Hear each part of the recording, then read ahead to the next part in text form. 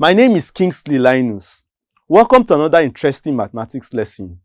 Today, we'll be looking at the topic division of numbers in base 2. By the end of this lesson, you should be able to divide binary numbers.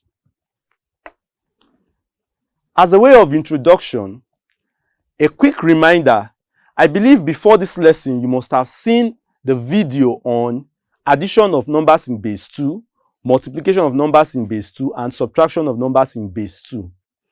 Now, just a quick reminder, number bases are like foundational blocks we use when we calculate, measure, or count. The most common number system is the decimal number system, where we have 10 digits. We also have the binary number system. In the binary number system, we have just 2 digits. The binary number system is a unique number system where we count in groups of 2s. This number system, among other things, have been found very useful and helpful in the world of computing because it helps us to store information on the computer. Now, let's go on to learn about division of binary numbers. Division is simply sharing. Now, when we talk about sharing, you can share a whole into equal parts or unequal parts. In the binary number system, there are 2 ways of carrying out division. One, we have the long division method. Here, we carry out division in a similar manner to what we do in the decimal system. And secondly, we have the repeated subtraction method. Now, before we go ahead to see these methods of carrying out division, there are some important terms we must keep in mind while we go on. The first among these terms is dividend. Dividend is simply a number that is being divided. Then we have the divisor. Divisor is the number that divides into the dividend. And then lastly, we have quotient. Quotient is the answer gotten after division. Of course, when we are doing our long division, we have these terms arranged in this manner: the quotient, the dividend, the divisor, and if at all there's a remainder, we can have our remainder placed in this position. Here is an example using the long division method. We are expected to evaluate 1,0,0,1,1,1, of course in base 2, divided by 1,1 base 2. Now, to do that, we must properly arrange our numbers in our table like we have here. The first step is to take our divisor 1,1 and we put 1,1 into 1, all in base 2. Now you realize that 1,1 in base 2 is greater than 1 in base 2. The decimal equivalence is 3 and 1. 3 is actually greater than 1. So the first thing we'll do on our quotient area will indicate the first 0. The next thing is to try out our divisor into the first 2 digits, which is 1, 0. So you realize that 1, 1 is greater than 1, 0. Decimal equivalence is 3 and 2. So we again indicate 0 on our quotient area. Now, the third step is to have our divisor go into the first 3 digits. The situation we have now is 1, 1 going into 1, 0, 0. Now you realize that 1, 1 is less than 1, 0, 0. The decimal equivalence is 3 and 4. Of course, 3 is less than 4, or as well 4 is greater than 3. So comfortably 1, 1 can go into 1, 0, 0 at least once. So we indicate 1 on our quotient area. Now 1 multiplied by 1, 1 gives us 1, 1 as we have written here. The next step to move on is to subtract 1, 1 from 1, 0, 0. Now 1, 0, 0 minus 1, 1 gives us 0, 1. Now, the next step is to bring down 1. You can see the arrow here. So we bring down this 1. When we bring it down, we have 0, 1, 1. Now, our divisor 1, 1 into 0, 1, 1 gives us 1. Of course, that's just like saying 1, 1 and 1, 1. 1, 1 and 1, 1, decimal equivalence is 3 and 3. So we indicate 1 on our quotient area. Now, 1 multiplied by 1, 1 gives us 1, 1. When we subtract that, we have 0, 0. Now, the next step, since we have 0, 0, is to bring down the next significant number. When we do that, we would have 0, 0, 1. Now, our divisor 1, 1 into 0, 0, 1 is like saying 1, 1 and 1. Of course, 1, 1 is greater than 1. The decimal equivalence is 3 and 1. Now, what we do is that we indicate a 0 on the quotient area. 0 multiplied by 1, 1 is 0. So, we have to bring down the next one. And when we bring that down, we now have 0, 0, 1, 1. Now, our divisor 1, 1 into 0, 0, 1, 1 gives us 1. That is like 1, 1 equal to 1, 1. Of course, we have the same number dividing themselves, because for decimal equivalence, we have 3 and 3. So that's why we have our 1 here. Now, 1 multiplied by 1, 1 gives us 1, 1. And when we subtract that, we have 0, 0. That means we don't have a remainder. So, our answer to this question, 1, 0, 0, 1, 1, 1 divided by 1, 1 is 0, 0, 1, 1, 0, 1. Now, it's always important for you to do a check quickly whenever you do division, just to be sure your answers are correct. Now, the equivalence of this number in decimal is 39, and the equivalence of 1, 1 in decimal is 3. So we have 39 divided by 3 in decimal, and that gives us 13. Now, comparing our decimal answer to our binary answer, you can see that we are correct. Now, for a second example, we are still using the long division method. We are expected to evaluate 10100 divided by 100, all in base 2. Now, we set out our numbers as usual on a table. 100 as our divisor cannot go into 1. So we indicate 0 on our quotient area. Again, 100 into 10 cannot go. So we indicate 0 again on our quotient area. Then, if we combine the first three numbers, 101, our divisor can now go into these numbers, 101, and we would have 1 on it. This simply is 100, which is less than 101. And decimal equivalence is 4 and 5. So, of course, 5 can be divided by 4 once. So, that's why we have a 1 here. So, 1 multiplied by 100 gives us 100. When we do the subtraction, we would have 001. Now, our divisor 100 into 001 cannot go. So we bring down the next digit 0. And when we bring down 0, we will now have 10. 100 cannot go into 10. So we indicate a 0 on the quotient area. The next thing is to bring out the next digit, which is our 0. When we bring down the 0, we have 100. Now, of course, our divisor 100 into 100 gives us 1.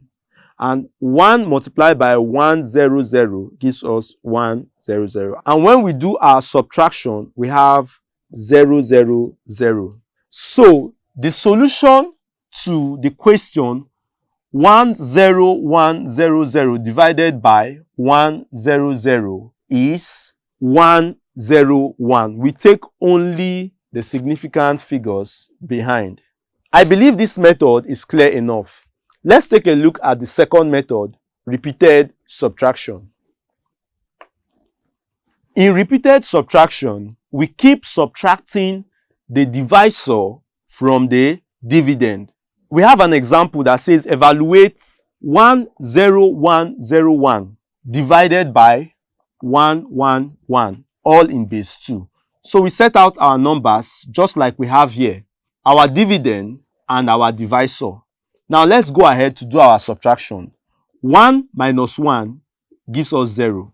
0 minus 1 is not possible. I believe you remember that in your subtraction. What do? We go to the next significant bit, which is this 1.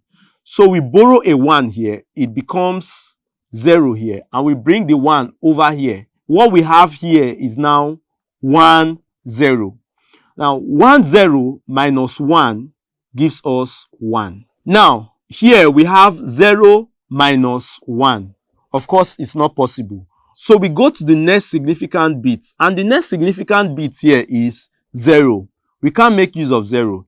We move on to the next significant bit, 1. Now we borrow 1 from 1, and then it is left as 0. When the 1 comes here, it makes this place to become 1, 0. But of course, this is not our destination. We need to move. So instead of 1, 0, we still borrow 1 from here, and this place will be left as 1.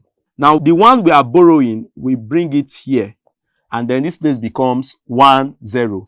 So 1, 0 minus 1 gives us 1.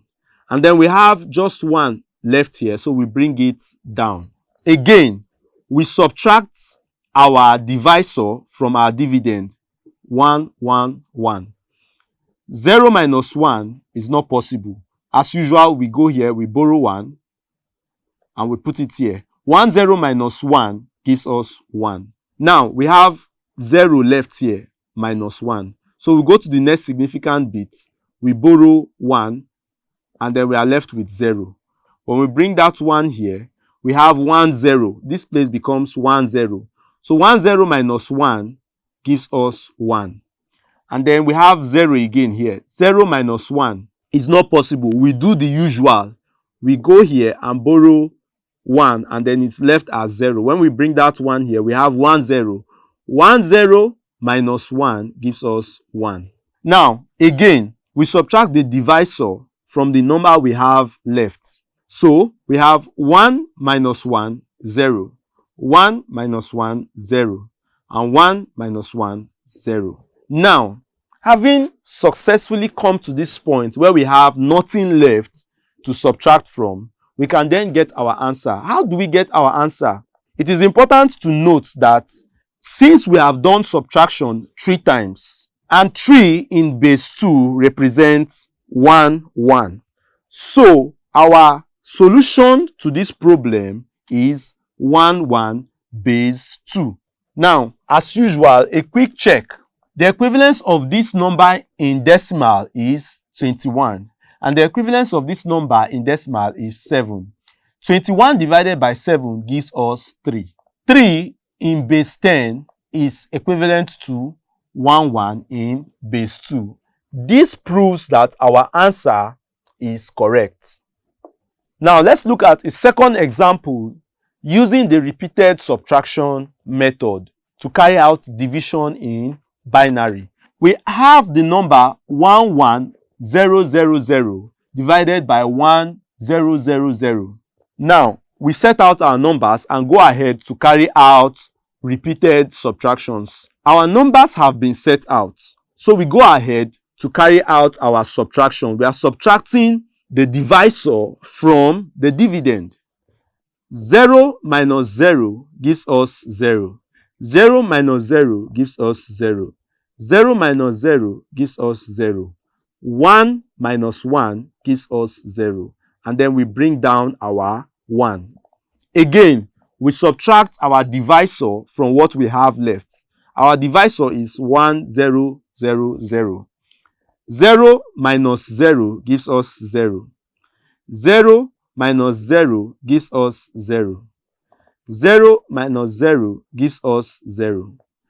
0 minus 1. We do the usual. We go to the next significant bit and borrow a 1. and then we are left with a 0 there. So when we add that 1 to our 0, we have 1 0. 1 0 minus 1 gives us 1. Again, we take our divisor from what we have left. Our divisor is 1 0 0 0. 0 minus 0 gives us 0. 0 minus 0 gives us 0. 0 minus 0 gives us 0. And 1 minus 1 gives us 0. Again, you realize that we have done this subtraction 3 times. So, our answer is equivalent to 1 1 in base 2. Therefore, 1 1 0 0 0 divided by 1 0 0 0 is equal to 1 1 base 2. I believe with this number of examples, you will not have difficulties dividing binary numbers. I have some exercise for you. Pause the video and try out this exercise.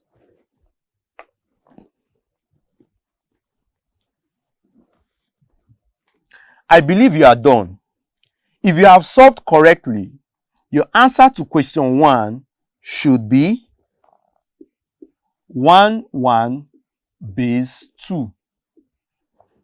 And to question 2, the correct answer is 1 0 1 base 2. If these were your answers, you are correct. This is where we come to the end of this lesson. But before you go, let's look at a summary of what we've learned. First, we learned that number bases are like the foundation blocks we use daily when we count, measure, or calculate things. Moving on, we learned that apart from the decimal number system, there are other number systems. For example, the binary number system, and so on. Also, we learned that counting in group of 2s is the same as counting in base 2. This system of counting has been found very useful in computing and its application. Next, we learned that division means sharing a whole into various equal or unequal parts. Division can as well be carried out on binary numbers. And lastly, we learned that there are 2 methods of carrying out division of binary numbers: long division method and repeated subtraction method. Having learned all this, I have some questions for you just to see how well you've done with today's lesson.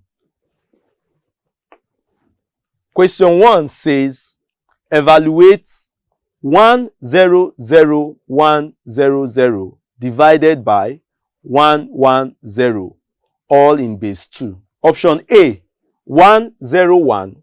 Option B, 1 1 0. Option C, 1 0 0. And option D, 1 1 1. The correct answer is option B, 1 1 0. Question 2 says, how many times is 1 0 1 contained in 1 0 1 0 0? Of course, that is division. Option A, 1 0 0. Option B, 1 1 1. Option C, 1 1 0. And option D, 1 0 1. The correct answer is option A, 1 0 0. Thank you for your time. This is where I leave you. Till we meet again. Bye-bye.